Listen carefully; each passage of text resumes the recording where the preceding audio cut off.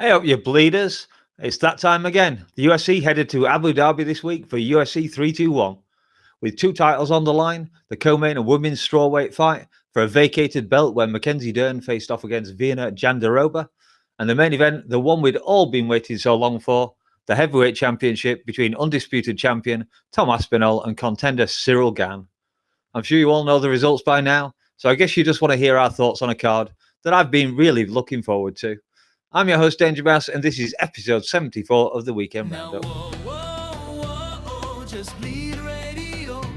Say whoa, whoa, let's go. It's just bleed radio.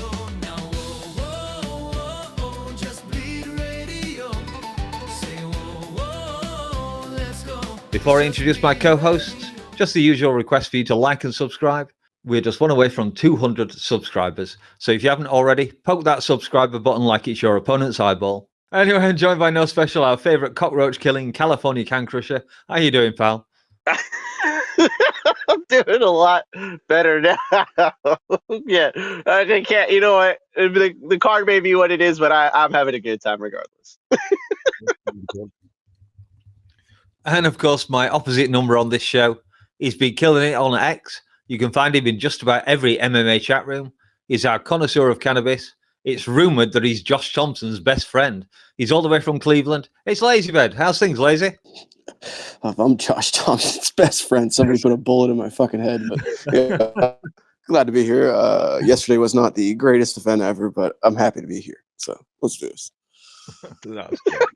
We've been starting on the main event for the last few weeks, and I see no reason to change things up. So we can get straight on with the heavyweight title fight, which unfortunately for everyone, but especially for me, because I had draft points on the line, was deemed a no contest. I was so stoked for this fight, and it ended in such a horrible way. Such a shame, because it looked as if Tom might finally have an opponent that could challenge him. Gane was moving very well. He bloodied Tom's nose with a jab. He managed to stop at least one take. Well, he's managed to stop a takedown attempt. In fact, he stopped a couple because when it looked as if Tom was going for another, Gane decided to put not one but two fingers in Tom's eyes. I don't normally bother with X, but I took a look this morning and wow, were the trolls out in force. We had Chael Sonnen and Anthony Smith saying Tom should have continued. Now, I like Chael, but he's wrong in this. And I noticed that friend of this show, Jed Mishu, called him out on it and said that not continuing was the correct decision. As for Anthony Smith, remind me again, Anthony, how continuing after a foul worked for you in your title shot. How many millions did you lose from that decision? I'm just lost for words with those two. And oh God, that fat fuck MMA Joey saying that Tom's been exposed, that it serves him right for ducking fights, that he was looking for a way out. Shut the fuck up, you fat clown. You've clearly never done a hard day's training in your life. Who did he duck? I guess talking of ducks, was this guy a big John Jones fan? Does anyone know? I bet he's asked Cake Lady for a meaty John Jones cock cake for his birthday. All right, enough. He's just one of many. I could go on, but I won't. I've seen people saying that Cyril Gane was piecing him up at will, and the truth is that Cyril was the more accurate fighter, but he still only connected 3 more times than Tom. And I think it was also clear that Tom was adjusting and starting to figure Gane's timing out. I can't really say much else about the fight. The post-fight interview with DC wasn't good. The crowd was booing. Tom just wanted to go and get his eye looked at. I just got fucking poked knuckle deep in the eyeball. What the fuck? Why are you booing? What am I supposed to do about it? I didn't do the fucking poke. I can't see. And the UFC, for some reason, made him stay in the cage. I guess they could have touched Cyril Gane at a point instead. I did see Dana's post-fight response, and that was absolutely disgusting. I wonder if Andy Aspinall's talk of not wanting to re-sign and instead go to boxing has riled Dana up. Anyway, it looks as if a rematch will be made. I guess it depends on how much damage there is to Tom's eye, and if there is some, how long it will take to heal. Hopefully not too long. Maybe I'll get another fight from Tom in before December. That would be amazing. And I'm going to let Lazy have his say first, so take it away, mate. Well, I would like to see Tom back before the end of the year, but I sure as shit don't want to see it against Cyril Gane. I definitely do not want to see that. I don't want to see Cyril Gane given a 4th gift wrap title shot. I see some people online saying that this wouldn't be a 4th shot. It's more of a continuation of this fight. But like, dude, I don't need to see this fight continue now. Was Cyril Gane finding success in that singular round? Sure. Yeah, he was. He might have been testing Tom a lot more than we've seen in recent memory. But the fact of the matter is, this isn't a first-time occurrence for Gon. Gon, notoriously, is a heavy fouler in his fights, whether that's standing hammer, fist strikes to the back of the head, whether it's eye pokes, groin shots, whatever the case may be. This isn't the first time this has happened with Cyril. And I'm beginning to kind of be of the mindset that I don't think a lot of these eye pokes are accidents. I struggle to believe that there are guys who go entire careers not poking anyone in the eye, and then there are other guys who continually poke people in the eye in nearly every fight that they're in. That's just you could chalk that up to a lot of things, but to me, that just kind of is somebody completely disregarding the rules and maybe doing something with malice. And this whole idea that referees have to determine whether something is done intentionally or unintentionally, it's a fucked up way to word a rule. It's a fucked up situation to stick ourselves in, because the referee is almost never going to deem the foul intentional. But there are situations where these fouls are so fight altering that a mere no contest doesn't seem consequential enough to the fouling party. It doesn't seem like Tom completely got fucked in this situation. You know, he didn't want to get poked in the eye. He didn't want to go through this. He didn't want to get poked in both eyes, rather. He spent God knows how long, prepping and getting ready for a fight. And to have this situation go down like this to a guy who has already had 3 title shots and will likely now get a 4th, despite being an egregious cheater. It's a shame. It's a real fucking shame. The heavyweight division is in fucking shambles. It's in dire straits. I don't think the heavyweight division's ever been in a worse place. And after a night where we were supposed to get answers and we were supposed to have some sort of clarity on where this division is at going forward, we got none of that. We ended up with more questions than ever. We ended up with a murkier, more foggy situation at heavyweight than we had before, where it's like, well, what do we do now? We have to run this fight back, don't we? We can't. Volkov can't. We're going to talk about it, but Tom already beat Volkov, and this whole situation is just so fucking cloudy, and I'm not a fan of the heavyweight division right now, and I'm not a fan of how this fight ended. I'm not a fan of a lot of the shit people are saying online, and yeah, I'm left with a very foul taste in my mouth, and I'm not looking forward to this rematch, despite what a lot of people are saying. So it is what it is. Yeah, on talking about deliberate fouls, I think the only ones I've ever seen kind of referees go, "You did that deliberately," is headbutts on the ground. Can't really think of much else. Sure. Yeah. But yeah, we are, I'm afraid, lazy brothers in arms on the dire straits of heavyweight. So, Austin, let's hear from you. Yeah. Thank you for the cherry setup, guys. Shit. Well, fuck, man. Like, here's the thing. Like, there's no good way to say this.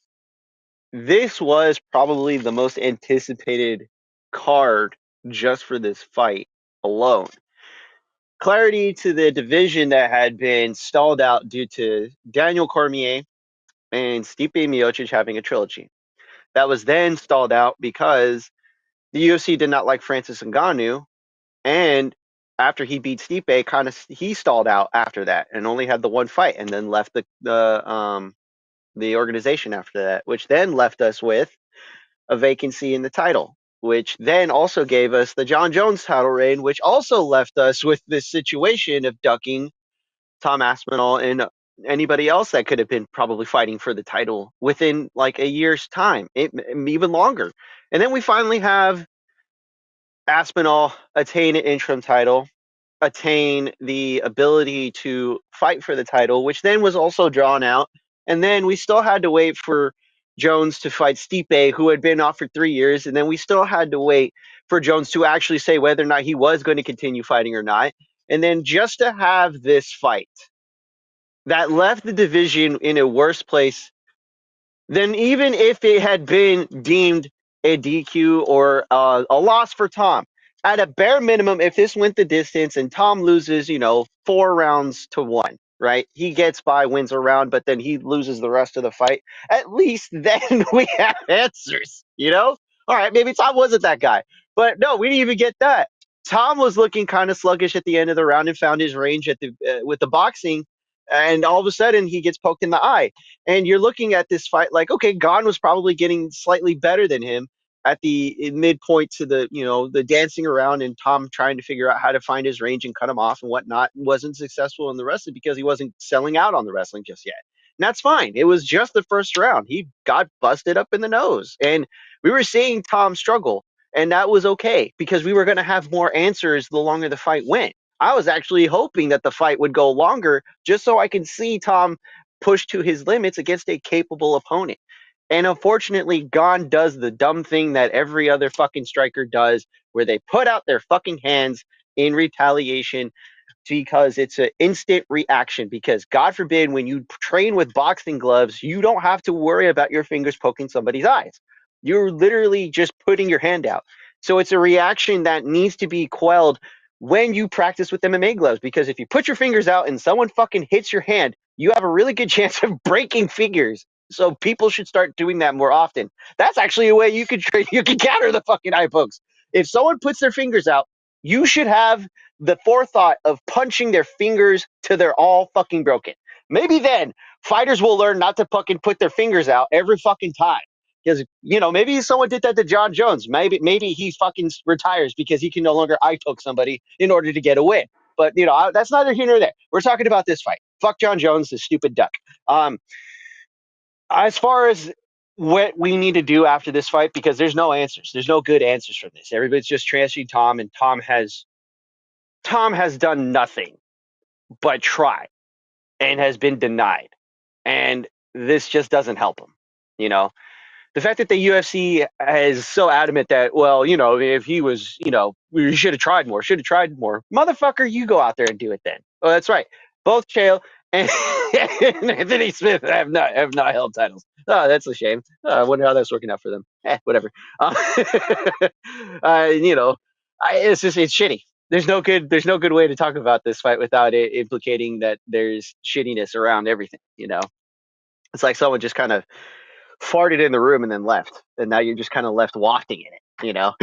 And as much as Lazy has said, I can understand it. You have to run it back. You have to. That's the shitty part about it, is that we have to see this fight. This fight should have been made 5 years ago, and we didn't get it. It is what it is. And that's the sad part. The worst you could say is that it is what it is. At least we're going to have something at the end of the year. Yeah. As regards the striking accuracy, I think you mentioned there, Gan was actually hitting at 75%, which is pretty impressive. But Tom was still at 59%. So, like I said, I think it was 27 versus 30 strikes. That was the difference in this fight. Obviously, Tom had his nose blooded. Also, should point out, this is the first no contest ending in a main event at a UFC actual event. There was another one that was, of course, John Jones when he got a drug test failure, but that came afterwards. This is the first one actually in the cage. Onto the co-main, the women's strawweight. Mackenzie Dern defeats Viana Jandiroba via unanimous decision. Two judges giving it 48-47, the other one 49-46. Now, I cannot deny I was getting something to eat when this fight happened, and I wasn't going to rewatch 25 minutes of a strawweight decision win again to have something to say about it. It was a fight for a vacant belt that Dern admitted she wasn't good enough to fight for if Wei Li was still champion. The only thing worth mentioning is the guy that we've mentioned a couple of times who bet on Dern to be champion at the start of the year. And I think Lazy found the tweet with the bet receipt. He wagered $154. I think they were Canadian dollars. And he won over $50,000. So congratulations to that, man. I'm sure you had a fantastic night. As for me, didn't care about this fight. It's not the women's division I do care about. Kind of funny, I was on X earlier, as I've already said, and I saw a Henry Cejudo tweet that said that Dern is the greatest female combat sports athlete. So I tweeted back and said that was clearly nonsense. Have you not heard the name of Dakota Ditcheva, Henry? Has your account been hacked? I've heard this fight described as an Invicta fight on a UFC card. So yeah, Dern won. Austin was the only one of us who picked Dern, so he can tell us all about how good or bad this fight was. All yours, man. If you didn't watch it, I thought it was actually entertaining. Because they traded on the feet, and as much as you guys, and even Jack Slack probably later after this will probably say how much this fight sucked. It's That's who described. That's who said it was an Invicta fight. yeah, that's the thing. It's like, yeah, it's because they're not the best strikers, but they're well trained on the ground. I mean, certain aspects, Dern should be kind of questioning her fight IQ in some of those moments. But the whole thing was who was more deserving of being there. You could argue Jandiroba was more deserving of being in the title fight first before Dern, but Dern seemed like she wanted it more. And that's kind of the crazy part because, like, as much as we talked about, Jandiroba being this, like, workhorse, she knows how to take people down, she knows how to find finishes, and she knows how to win consistently. And of her losses, it's Dern and I believe she had basically not looked like she could be beaten aside from like very capable jiu-jitsu practitioners. And the truth of the matter was is that she kind of let that get in the way of her winning. Unfortunately, at times it looked like Dern just basically was like outboxing her, which is crazy to think. But it looked like her working with Jason Perillo kind of put it into perspective of like, yeah, one of these people capitalized on trying to win the fight, and the other could not consistently find the measurement to consistently win the fight. And that was the issue with Jandiroba because she put herself in positions where she could win, but she didn't land a lot. And when she did land, you could tell it meant something because, Dern would kind of, squint hard or kind of cover up, or, when she would get, hit on the mat, you could tell she felt it. And it wasn't a lot either because she would get the takedowns later in the fight. Dern didn't really try to fight all of them, but Dern was looking for every opportunity to land, whether it be elbows from the grounded from her guard position or standing, looking for like combinations on the feet. Even when they were clinching, she was looking for damage, and that's kind of the difference. Where Jandiroba was kind of like taking her time, holding on to positions, and when she was like taking down Dern, you could see her having to kind of like think about what she wanted to do, and then land it, and then take another 10 seconds to think about what she was going to do again. It's like one of these people realized I have to do more in order to make sure that the judges see what I'm doing. And the other one was assuming that she was going to win by virtue of her just being there and fighting. And that's kind of the thing that was confusing to me from Jandiroba's corner, because even when she was striking on the feet, which she's not very good at, she would kind of watch as Dern was kind of throwing back at her, and she would land, but it was nearly like a 3-1 type deal. And it's not like Dern wasn't incapable of boxing, but like Jandiroba, this was her fight to lose, and she lost it because she didn't do enough. But that being said, I thought the fight was fun, scrappy. I thankfully this title fight ended with a reasonable result. I don't know if I would have given Dern all 4 rounds, but I definitely found rounds 1, 4, and 5 for her.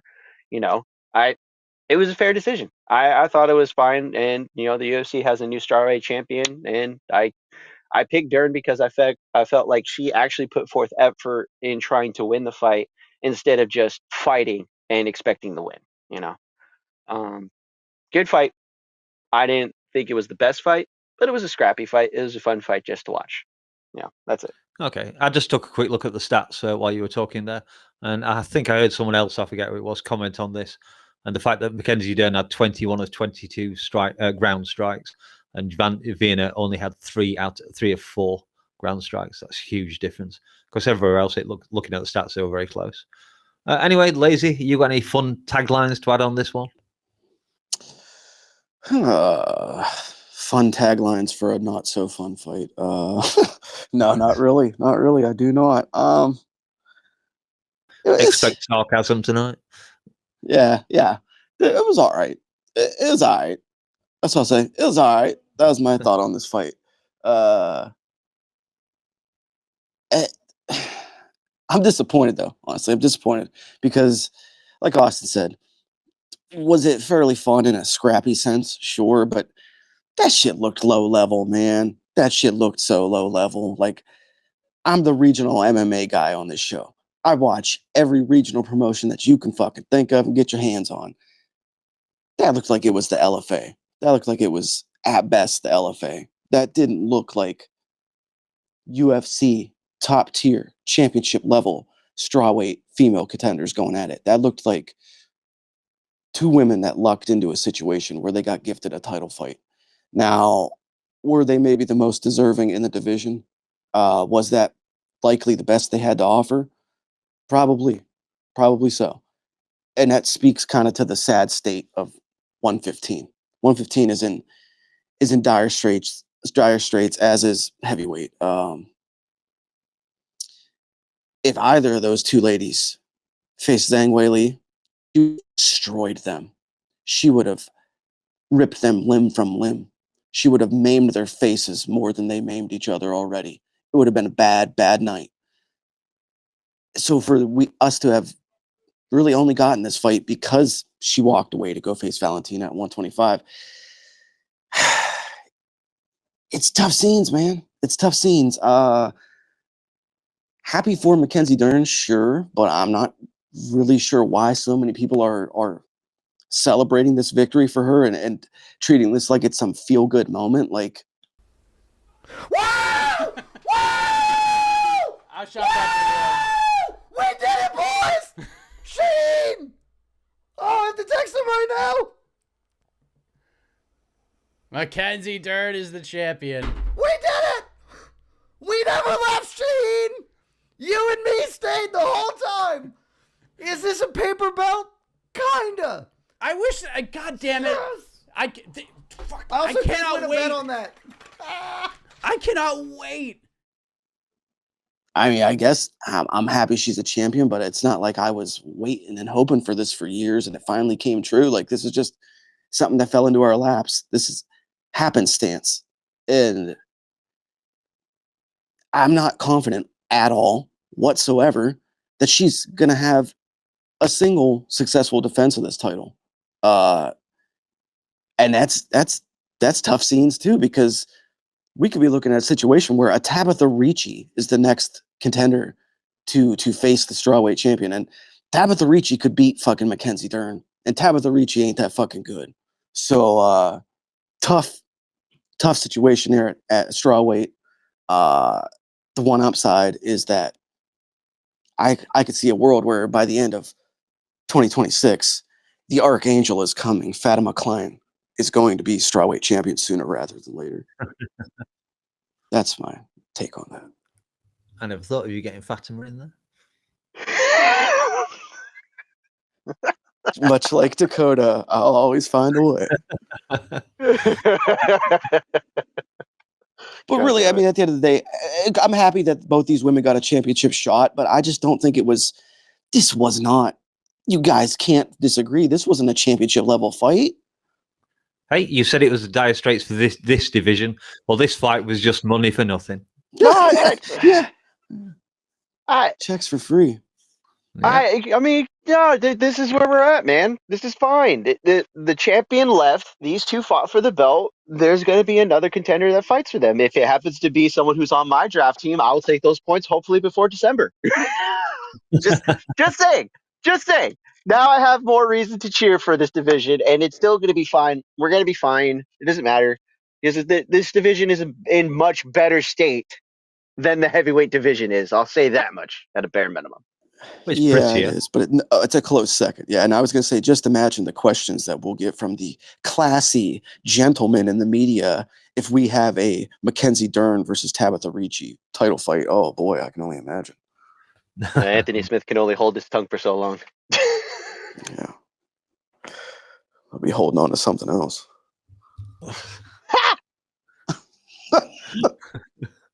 Okay, on to the feature bout, and finally a decent fight at bantamweight, where Umar Nurmagomedov defeated Mario Bautista via decision, unanimous, 30-27 across all three judges' cards. Plenty of action in this one. We had a rare attempt at a toe hold, We had a flash knockdown. We had lots of great grappling exchanges. Umar did what he likes to do, constant takedown attempts. He landed a new record for him, 11 out of 14, which is a crazy stat because until this fight happened, Bautista had only ever been taken down 12 times. So Umar almost doubled his career takedowns. And but for a change, we'll let the loser go first, so we can go to the man who picked Bautista, Lazy. What do you think about this fight? Well, I'm glad you pointed out the toe hold there because really, I think that toe hold was the most significant moment of the fight. I think outside of the what was it, the beginning of the second round where Mario dropped Umar from the knee. Yeah. I think that the toe hold and that knee were probably the two most seminal moments of this fight. The closest it came to being finished at any given time or ending at any given moment. But outside of that, it was pretty much, I don't want to say one-way traffic, but it felt that way at times. But when you delve into it a little bit deeper and you really look at this fight, I came away mostly with more respect and admiration for Mario Bautista, who at no moment in this fight did he accept the position or the situations that he was given. He was constantly scrambling, constantly looking to cut angles, to take shortcuts, to use the small nuances in fighting and in grappling, especially to make this an actual contest with somebody like an Umar.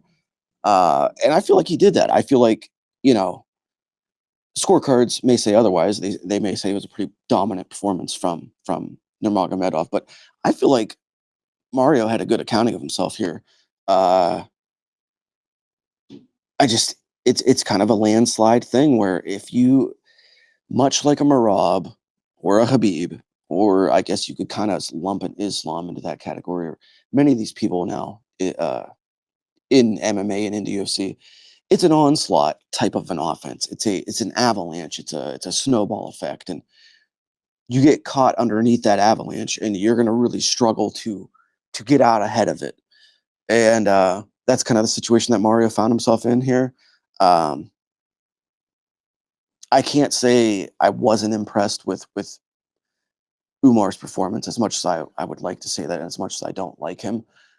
Because to do that to somebody like a Mario Bautista, who I think, like I've said many times, is criminally underrated, that takes a lot of skill, that takes a lot of talent. So kudos to him in this win. But yeah, he asked Dana White prior to this fight if he could get a guaranteed title shot off of this matchup.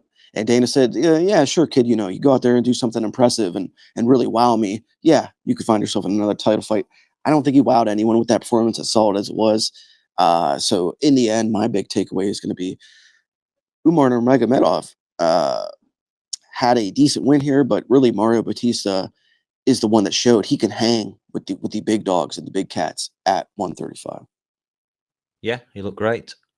And I'm going to guess that Austin enjoyed this fight. So what was your take on the fight? And do you think that Umar gets the next title shot, or should he have to fight Sean O'Malley first? First off, I want to address Lazy. Is that hate I smell? Is that discontent? Oh, the haterade is so delicious. 15 points, baby. Let's fucking go. Yes.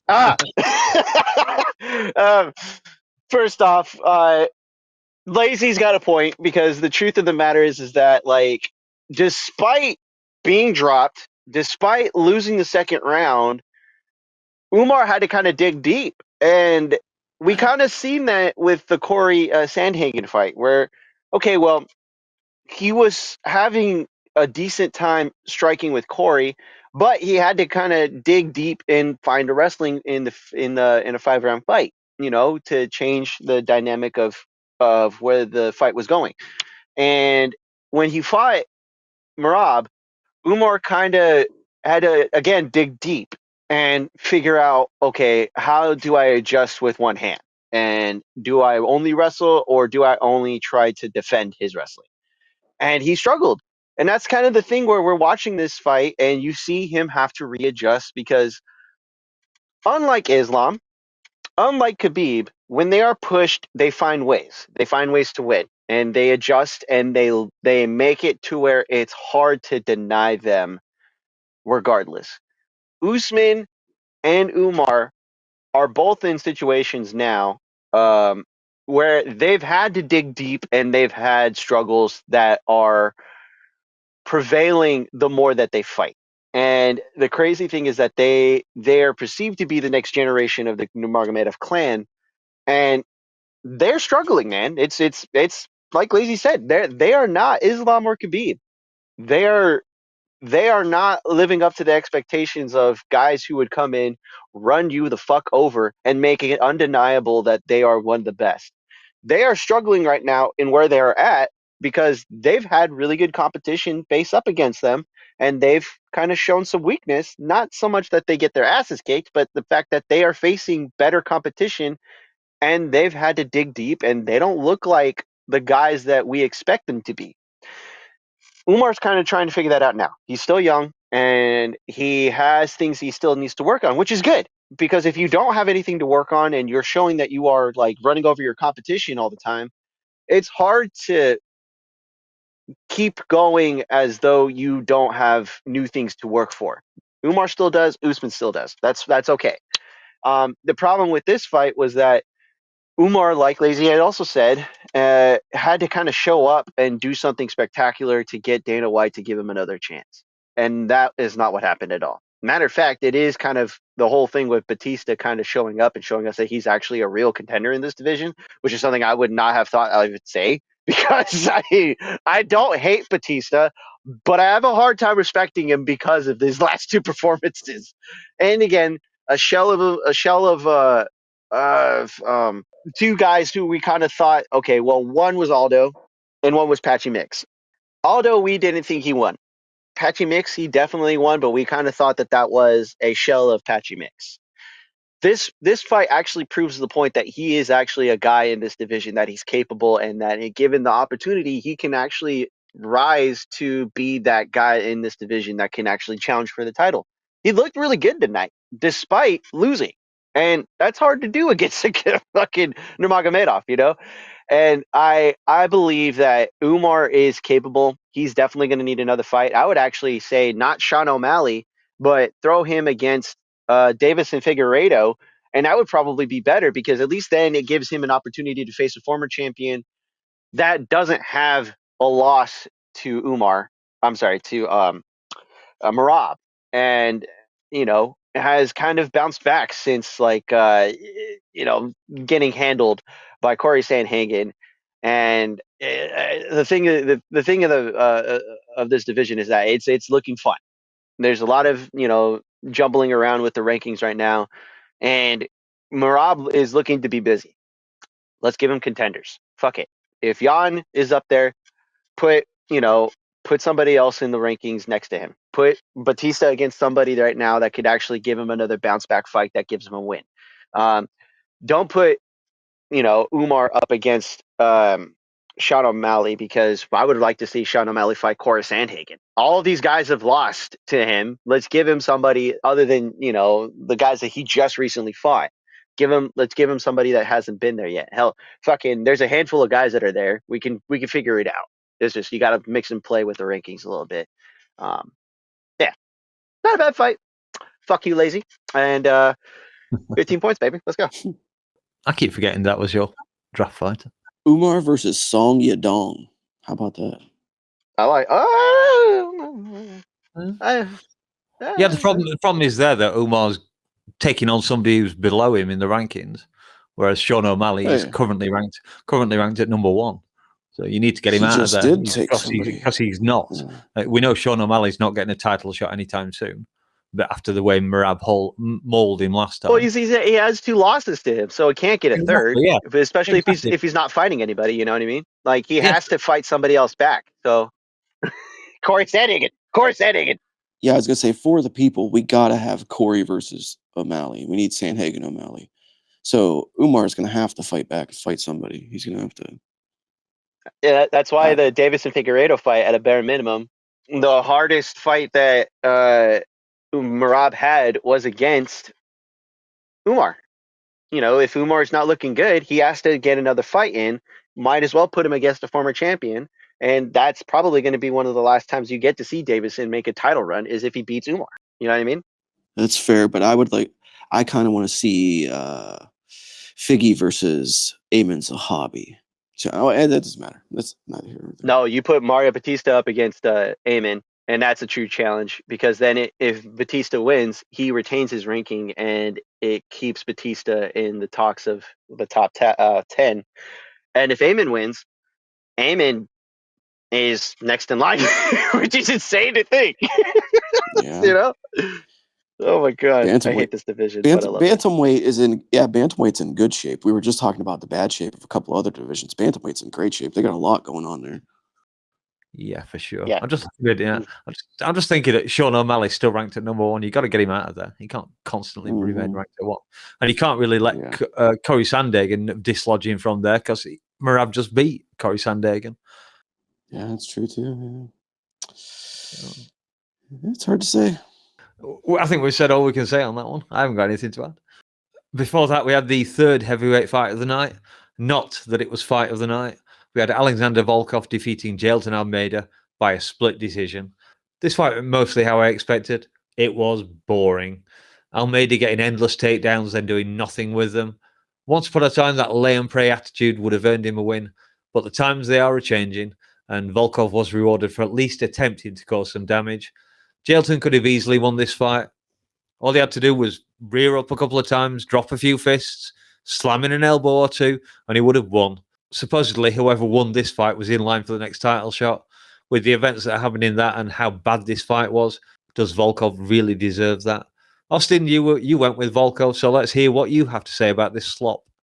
I normally enjoy grappling when it has a means to an end. That it's either great takedowns, great trips, slams, hip tosses.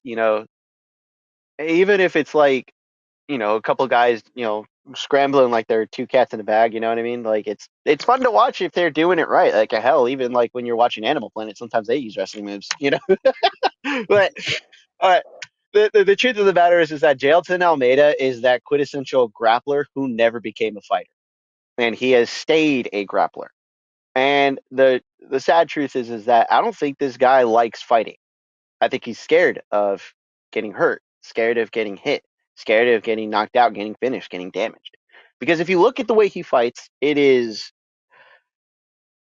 adverse to damage, whether that be to his opponent or himself. And the truth is that he looks to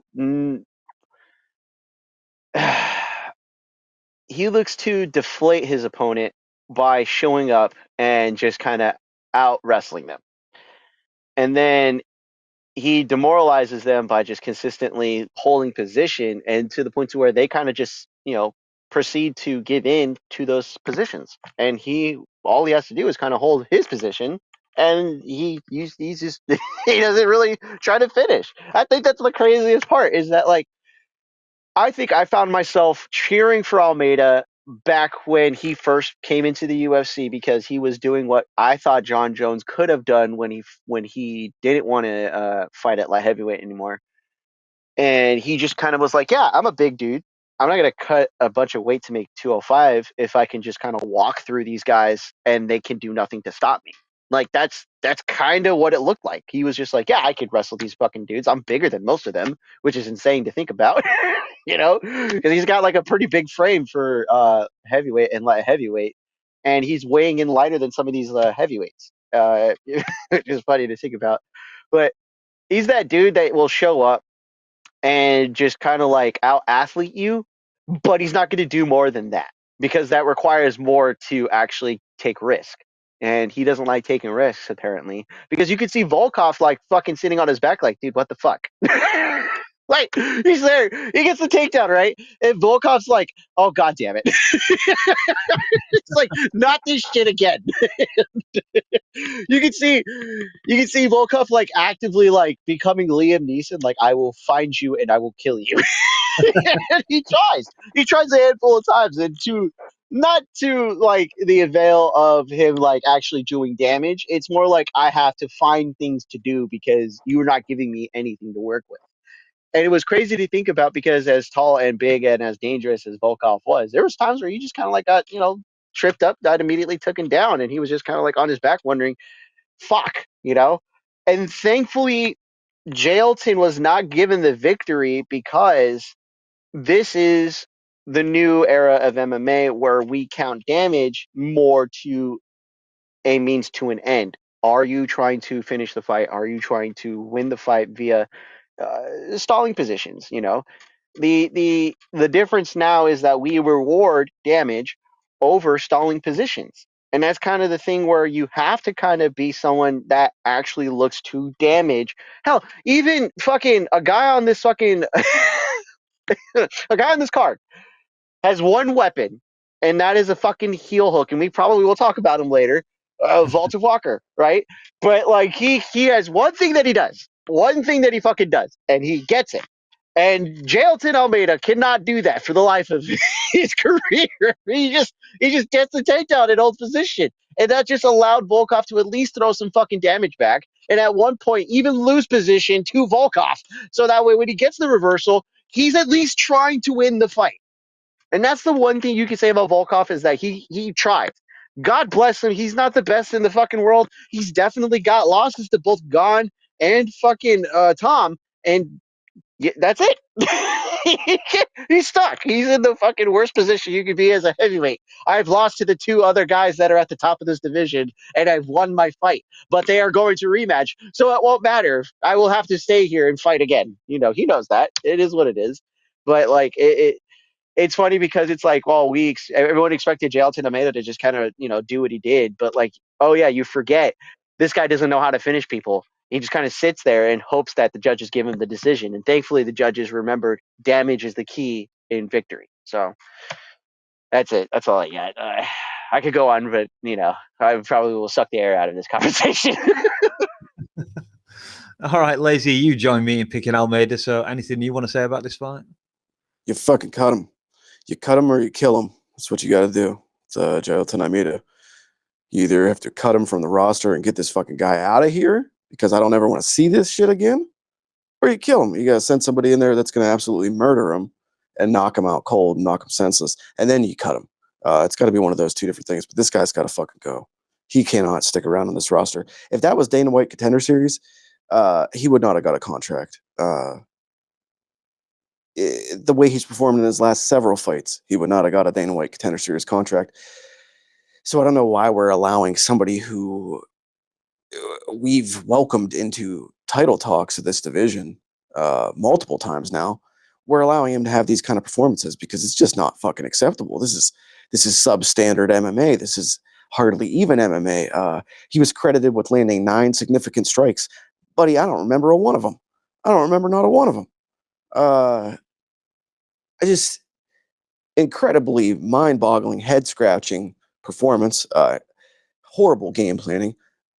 You guys both said it. There was only one guy that was trying to win that fight, and that was Volkov, and that's whether he was on his feet, on his back, on top of Almeida. He was the only guy making any efforts to actually win or finish the fight at any given moment. So, puzzling fucking performance here. A guy who's just become one of the real laughing stocks amongst the fans. One of the guys that we all kind of point at and chuckle, and just nobody wants to see his fights. Nobody wants to see Jailton Almeida compete, and that's a bad place to be in a sport where 50% of your value is how much people want to see you. It's not just about what you can accomplish, which is only about 50% of the game, but it's about whether or not people want to see you, and he doesn't have that. So he's relying solely on his performances, and his performances fucking suck. And it's just, I don't know, tough situation, and especially tough situation for a Volkov who, as we said earlier in the show, already lost to Aspinall, and rather convincingly so.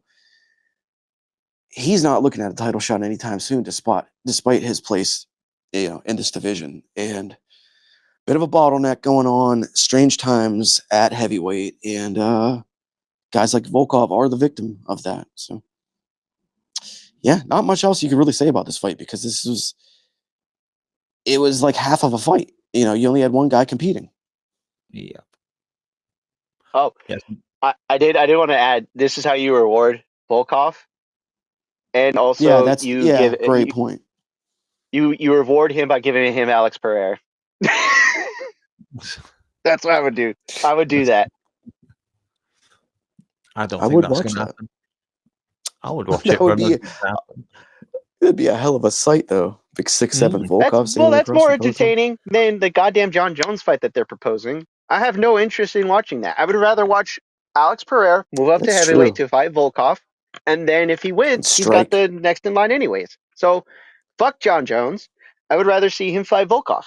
The Pereira and Volkov main event, co-main event. I don't give a fuck. Whatever we tried to do, just reward him with that because at least then that gives Volkov a fight that's meaningful, and it gives Pereira a fight before facing the champion.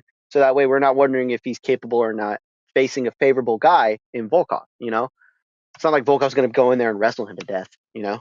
Exactly. That's the only point I was going to make. Volkov ain't going to go in there and wrestle him. We'll actually get to see a fight. Mm. The other one we always wanted to see him do was Gan, wasn't it? Of course, but we know that's not happening right now. As far as strikes, Lazy, he landed 4 in round 2 and 5 in round 3. Didn't land a single significant strike in round 1. Yeah, sure he did. I think they're being generous there. I don't know what they're counting. I'm not sure. It's crazy. In a fucking title eliminator. I mean, come on, brother. Come on. Yeah. All right. I guess then we're on to the fight that opened the main card at light heavyweight. Azamat Mirzakhanov defeating Alexander Rakic by TKO punches in the first round, 3 minutes 11. This one started the main card exactly as I'd hoped because I had Azamat by round 1 KO on Tapology, and he delivered that for me. I was hoping to rewatch this fight, but I didn't get the chance. So I'm just going to have to pass it over to who wants to take this one away? Who's got something to say about it? My pick went completely fucking sideways here, completely out the fucking window. I had said on the preview show that I felt like Rakic was going to come in refreshed and renewed, and like the time off was going to serve him well. And maybe it did to an extent because he looked phenomenal physically in there. Looked to be in great shape. Looked to have spring in his step. But that spring in his step led him to springing directly into a very fucking stiff right hand, kind of a power jab sort of a deal that just crumpled him. And I know Mirzakhanov does have power, and I know the guy hits hard, but I gotta feel like the momentum of Rakic literally rocketing himself into that shot had to play a part of that. And then also something I that led me to hesitate in picking Rakic on the preview show and in the MK predictions on the MK Discord is the fact that I feel like this guy, and I think this played a part in this knockout, in some of his fights prior to this, he's too big for fucking light heavyweight. He's got to be cutting a large amount to make it down to 205. He's not a small light heavyweight. He's a very large light heavyweight. He's tall for one, and then he's also very muscular. Like the dude's not like, he's not one of these chubby light heavyweights or heavyweights that we see. Like he's built like a brick shithouse. So I don't know what the guy's cutting to make it down to 205, but I think that's playing a big toll on him. And at the end of the day, I don't think that's going to much matter for his UFC career because I fear that's the end of the road for Rakic now. 4 losses in a row, and yeah, I think that's the end of the rocket in the UFC. As far as Mirzakhanov goes, I'm still not sold. I still don't feel entirely like I'm able to buy in on this guy, even at 16-0. It's just I'm not seeing it. I'm not seeing whatever is leading him to these victories other than a big right hand.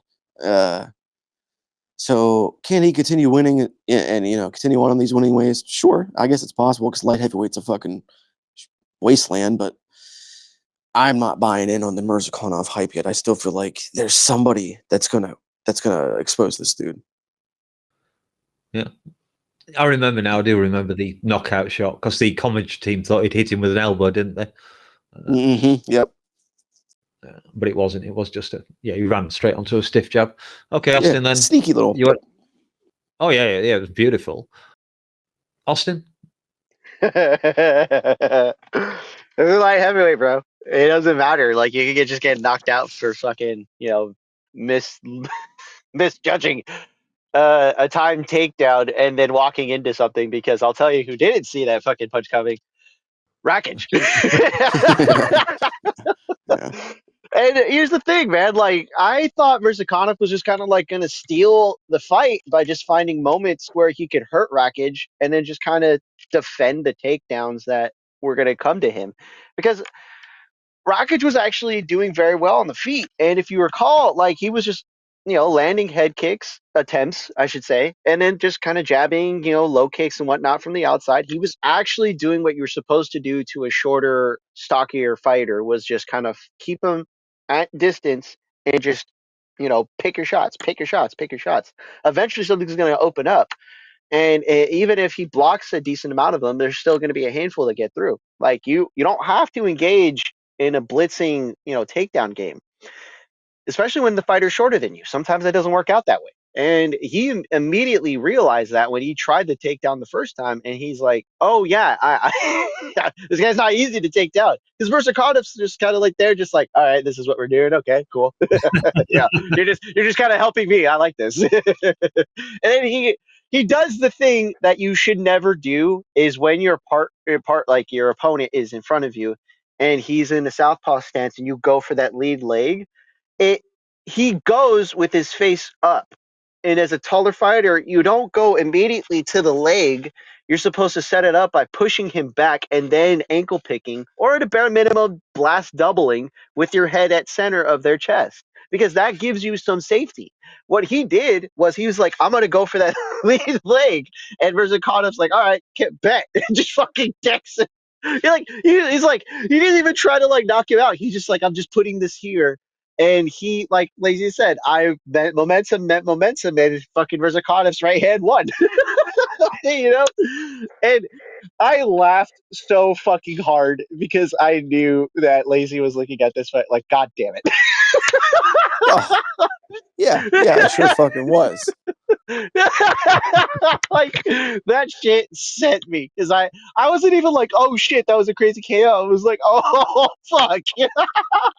Well, he started out good. Like he started out fighting on the outside for like the first minute or two. Like he was staying at range. He was using his length. And then what does he do? Everything humanly possible to fight at the closest range he can. Like, God, you're a fucking moron, you big dumb doofus. That's why I like Verzakanev, because like there's just I don't know if I like the way that they said it. I think the broadcast had said something about it was on the Chael and the way we were talking shit about Anthony Smith and Chael Sonnen. And they were saying that he looks kind of like he kind of fights like Fedor. And I'm like, yeah, I kind of see it because he's a short, stocky dude. He doesn't really look like much. He kind of has like this short, like everyman build, and he kind of looks like a DC if DC wasn't trying, And that's the thing. It's like, you could see it and you're like, oh yeah, this guy's got some talent, and you could see it. He's just a block that you can't really fuck with because that dude's going to figure out a way to win. And that's kind of the reason why I like that guy.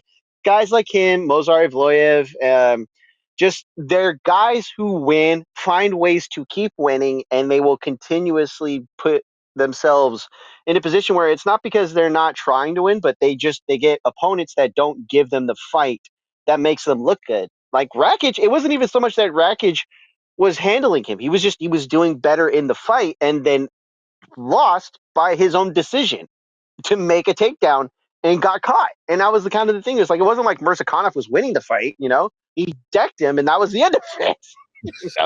And that, to me, this is like why I love light heavyweight, because it's just shit like this that makes me laugh, and I love this division because of it. And it's silly, and it's okay to be silly in MMA sometimes.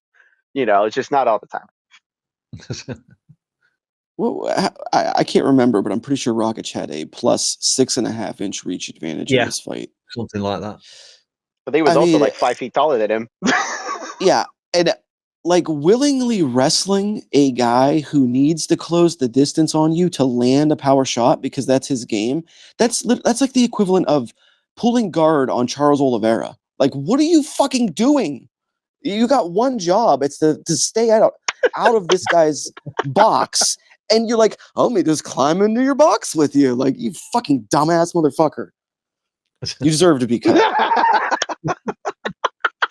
Just move on to heavyweight. I never thought I would care about an Alexander Rakic fight. I don't even like the guy, but I'm like, you're so dumb. I just don't get it. Yeah, that was one of the things I brought up on the previous show, his reach. Because I almost picked him just because of his reach. So glad that I didn't. You know what you could do for Mirzakhanov is throw him against Khalil. Khalil will make him either the guy or not make him the guy. You know what I mean? That would be fun. Yeah, that would be fun.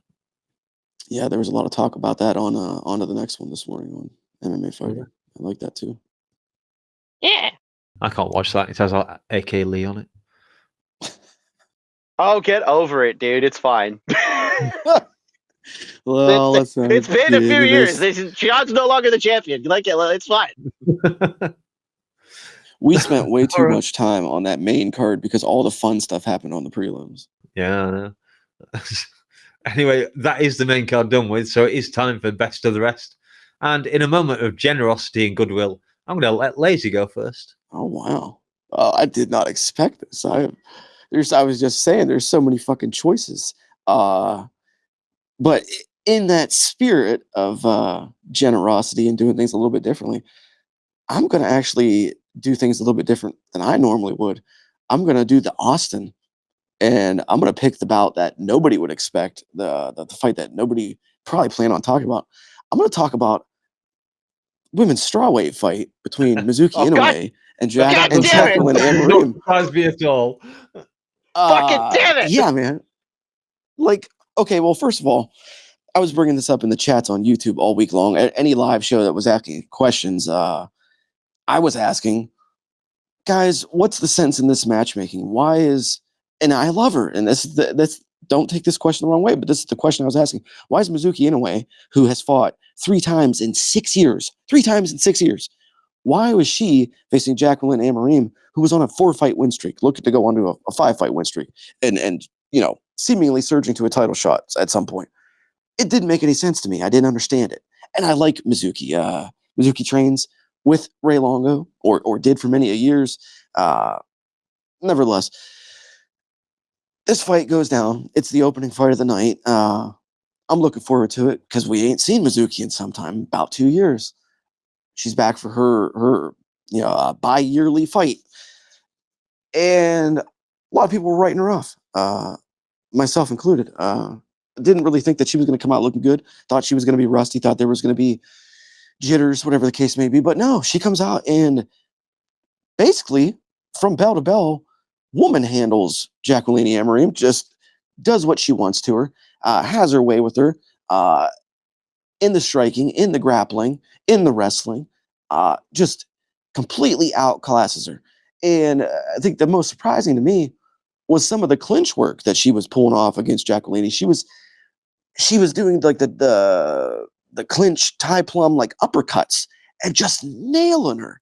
And I think even Sanko pointed out on the broadcast, she was like, DC, that looks like you in there. You used to do that. And I'm like, this is women's fucking strawweight. Like, and she just, she looked phenomenal. Did not expect this performance from her from a long shot, or by a long shot rather. As much as I like her and I do value her as a fighter, it's just one of them things where it catches you off guard. You don't expect somebody to come in there after this long of a layoff and just look like they haven't missed a step at all or lost a step at all. If anything, they've sharpened their game and they've gotten better. Prior to this, we hadn't seen her since September of 2023 when she beat Hannah Goldie. So just, yeah, had to give her a shout out because she looked really fucking good. And I hope, if anything, whatever it is that's been keeping her away, whether that's injury or personal reasons, whatever it is, I hope that's cleared up because, lady, if you could fucking come in and do that again, you could make a real splash here in this division because it's pretty shallow. Careful, you could be wishing defeat on your Fatima. Here she comes in. I would like to see them. I would like to see them face each other. I think that would be a fun fight. Okay. I'm all for Alright, spirited competition. Good. You like competition. Oh, shit. I fucking hate the fact that you took that fight from me. You son of a bitch. Yeah, That's like my thing, and you're just like I'm gonna pull an Austin. No, don't do it. No, God damn it. It's not like I did it on a week where there's plenty of meat on the bone still. So that's true. Well, I started off. I was generous to Lazy. Lazy's been generous back in picking that fight, and so fuck Austin. I'm going to go next because I actually made some notes on this one. It's one of the few fights I Oh, managed fuck to you. do. So there have been quite a few events recently where we haven't had a fight of the night, but we had one last night in the prelims at lightweight. Ludovic Klein defeating Matthias Rombecki via majority decision. Holy hell, what a scrap. Klein, an absolute sniper, cracking Rebecki so many times with that right hook. In round 2, he landed one that just stopped Rebecki in his tracks. I swear that would have flattened just about any other lightweight. God damn, that man is tough. And this was the fight that decorated the canvas for the night because Rebecki was just gushing blood from a cut. I think it was somewhere near his eye. Final round, he managed to get Klein in trouble, almost had him in a crucifix. And then Klein managed to fight free. Looked like he was going to get up, but he doesn't. He falls back, kind of pulls into some more grappling. And it turned out that all Matthias had to do was stand up and he would have won because Klein had been fighting with a broken ankle for the latter part of the round. And I honestly, I think that's the first time I've seen a winner do his interview on a stool. I've seen Connor interviewed laying on the ground with a broken leg, but that's an entirely different matter. That was funny. So that's the fight. That's the fact. I've got to say also a few good moments from the refs in these prelims, actually doing their jobs correctly for once. But I guess we'll see how long that lasts because it tends to be one of those temporary things. They'll pick their game up for a little while. And Austin, I guess you get to go first. You can ankle pick your way to whichever fight you want. You know, funny you should say ankle because after looking at after looking at the scraps and the that fight too, like I was laughing because I was just like, the dude can't even stand. How is he accepting this fight? And then you watch the replay because Lazy, I think it was you, right? You said it. Did you see it? It was like, oh god. yes. That's why I put the meme of Kevin Hart where he's like, oh shit.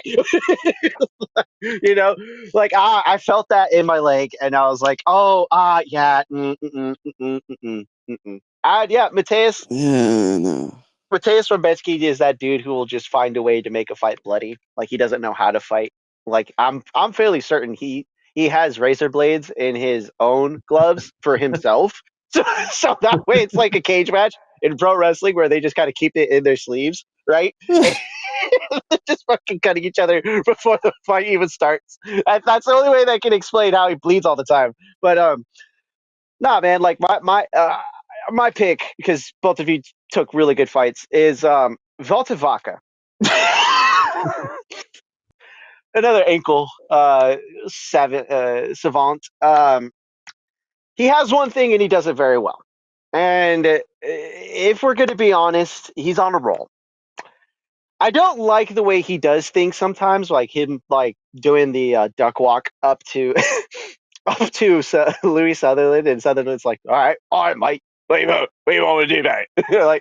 like he kind of does that shit. I'm not a fan of that, but like he does the thing where he's like pretending to want to scrap with you, and then he immediately just goes for the ankle pick because it's the one thing heavyweights can't seem to defend for some reason. Like, doesn't matter who they are, ankle pick is the fucking one thing that they will all lose to. Or the ankle lock, And I hate it because it's such a cheap move, but it's like, if you're going to give the guy your ankle, you can't be mad if he tries to finish you from there.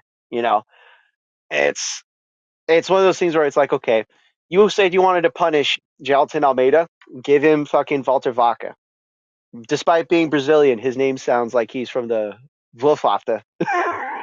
But I got a feeling that Walter Walker might be one of those guys who fights for a title sooner rather than later. And if he gets another win, especially against a former contender like Almeida, he might be looking at that title shot sooner rather than later, and we might have a champion who can only do one thing and one thing only, and that is to ankle lock somebody, and that'll be the death of the division.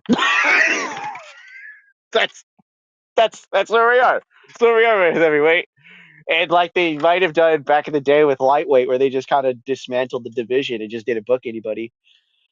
I wouldn't hate that they would have do that. I'm not wishing for that. I'm not saying I want to put it out there like that. I'm just saying, like, if this is the state of the division, let's just restart it. Why not? Let's just restart. But again, neither here nor there. Walter Wagner might be looking at a title shot sooner rather than later, and not bad, not bad. Yeah, four. I mean, four leg locks. That's quite impressive. He has only been doing it against pretty low level competition, though. But the only man other than Rusimov Paul Harris to have 4 heel hook submissions, and Rusimov only ever did 2 in a row. And Walter's now done 4 in a row, I believe, is the way it is. Yeah, fucking crazy. Like you got to give him credit too, because but prior to this, he only ever had 1 submission in his career. He's now got 4 in a row, and it's all the same thing. Like he's found a fucking glitch in the fucking game, and he's exploiting it. Yeah, that's good. I like that. It's awesome. It's awesome, and it's gonna get him all the way to a title, because that's how shitty heavyweight is. Like, it's so cool. So cool. Quite possible in this heavyweight division. Yeah. All right, and just one thing I saw, it was a question from Beeflerman on one of the Discords. I guess it must have been the MK Discord. Was the main event ending the worst in-cage moment in MMA history? Depends how you define worse. Like, most unsatisfying, or most controversial, or what are we talking here? I think I said top 5, because there's ones where I'm like, I hate the result and I can't believe we're here. And then there's ones where it's like, that's shitty, but at least we have a result. This is up there because I can't exactly say it's the worst, because I can't think of a one that's like right off the top, because if I look, I probably could find some. It's just up there. It's up there for sure, like in top 5. Like Randy Couture having his eye cut in the first round of their fight. That was definitely unsatisfying and stuff like that. Yeah. I remember that. The seam of the glove, that was terrible. Yeah. I think that was probably worse, because it was like similar to this one, not much happened, but I think Randy lost the title because of it for some reason. Yeah. Mazzagatti called it, and that was worse, I think. Yeah, I think that's probably a safe bet. I'd say it's probably top 5 worst ever, but I can't say it's necessarily for number 1. I'm struggling to think of any events that's ended worse for me. I'm not going to lie. Oh, one more. Draw between BJ Penn and at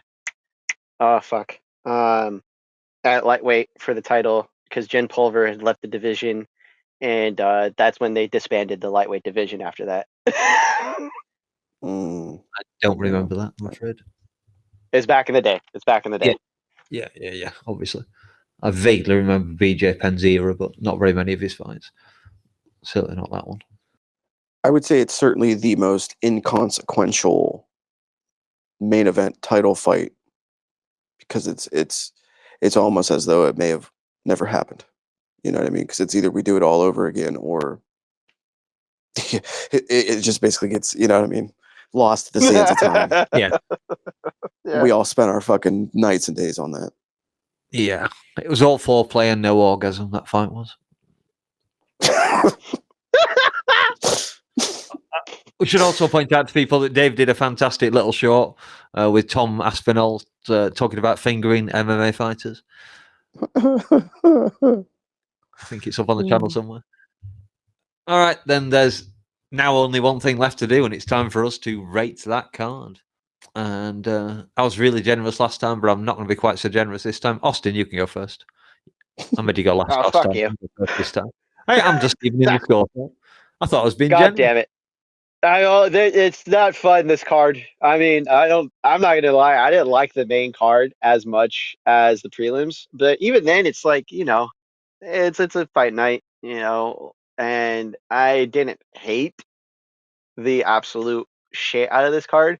I was actually really excited until the main event. Like I was like, as much as people want to shit on it, the co-main event actually showed up and gave us an entertaining fight. That at a bare minimum, you could say that. Was it high class? No, but it was fun. I had fun watching it. At least, I'm also not a misogynist woman hater who who will look for any given reason to talk shit Hey, about women's MMA. they were complete. I didn't say that. I didn't say you. Did I say you? No. I'm saying You in didn't general. know. There's that. All I'm going to There's say that is in the air.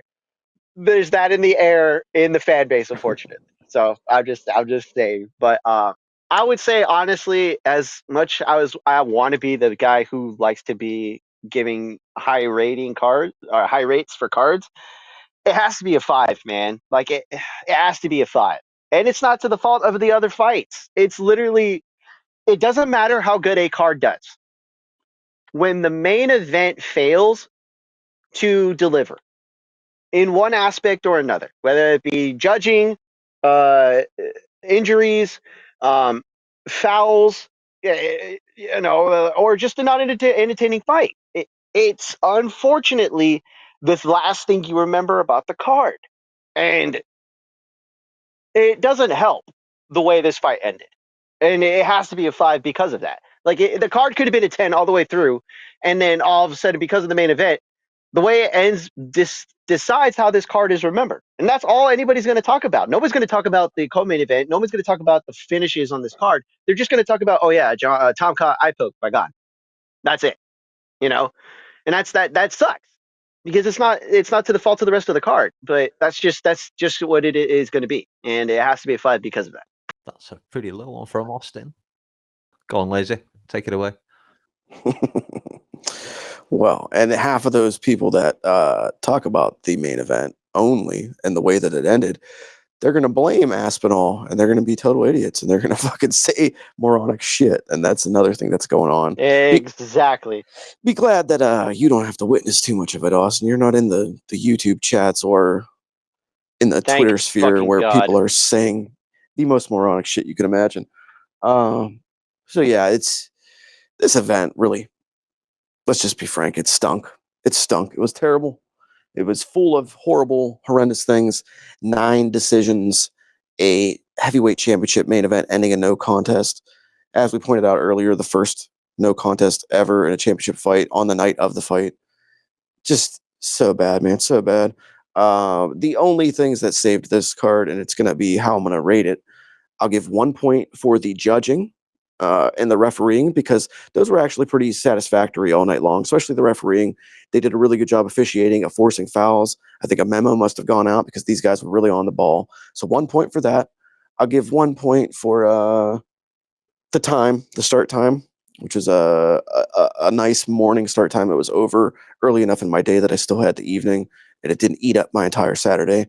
So that was a plus.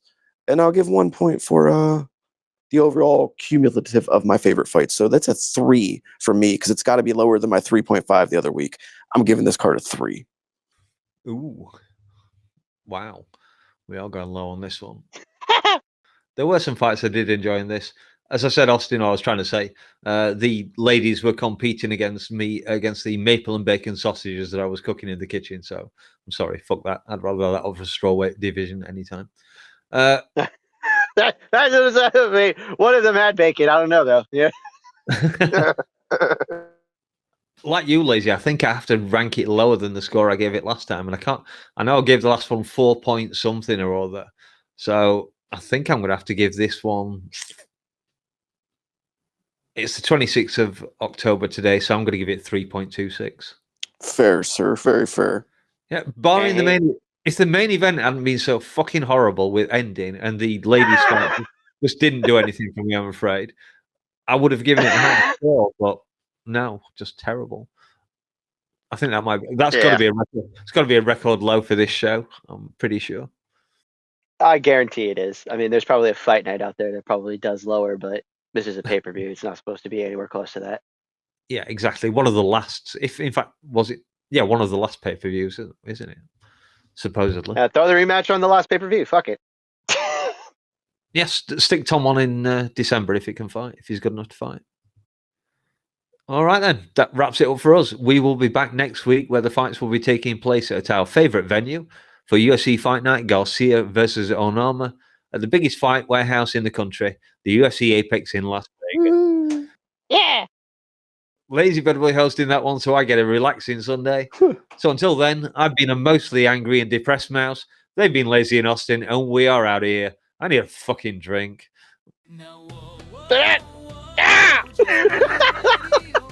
Oh, we lost a lazy. He gone.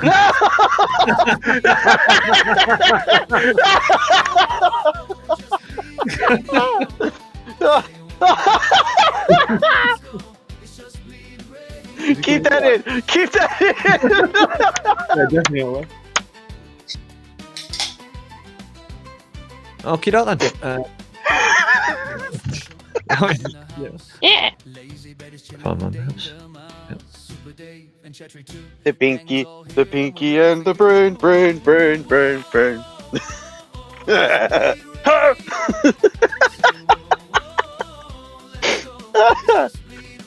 Oh my god.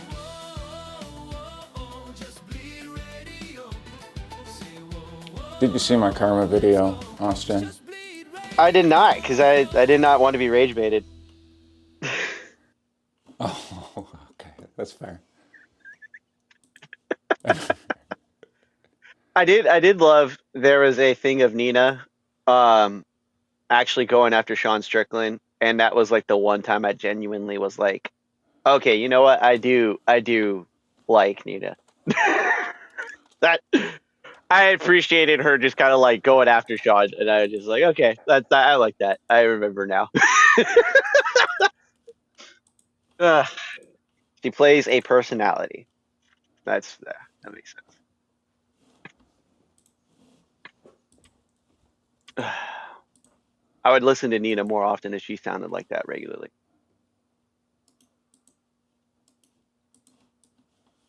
But she does all the like little cringy interview styles. That's like everybody just kind of like watches her for, you know, specific reasons. And it's like, okay, that's why everyone got like tired of her and annoyed with her.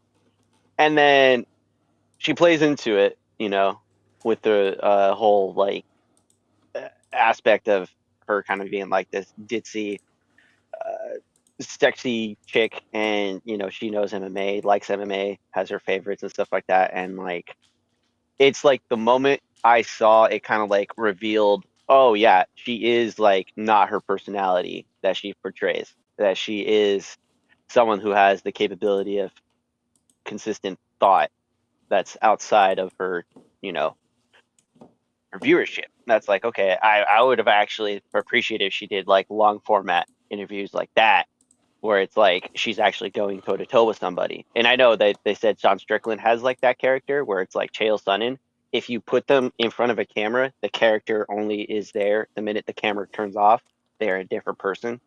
Like Colby has historically been that way, apparently. Yeah. So it's like, I appreciate it when that fourth wall dropped a little bit, but like I would like to see more of it if that's the case, you know, because then it might actually give me a reason to watch her. I haven't seen that interview. I didn't get around to watching it. It wasn't even an interview, dude. It was like her and him like on the tennis court, like bullshitting, and it was like she went off on him, and it was just like genuine. That's who she is. Okay, yeah, that person I want to see more of. Okay, fair enough. I'll have to look that up then. I think Tom's lucky he got his eye poked by Gan, because he might lose him from his wife if she ever sees that photo of him looking at Nina Drama's arse. That's the post. That's the whole video. That's the video.